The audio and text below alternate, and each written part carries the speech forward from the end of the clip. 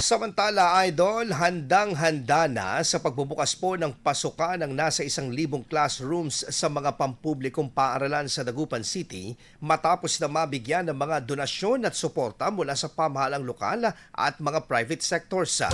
Bagamat aminadong may kakulangan pa rin sa mga classrooms, bahagi ng layuning ito na makapagbigay pa rin ng malinis, ligtas at maayos na learning environment para sa mga mag-aaral.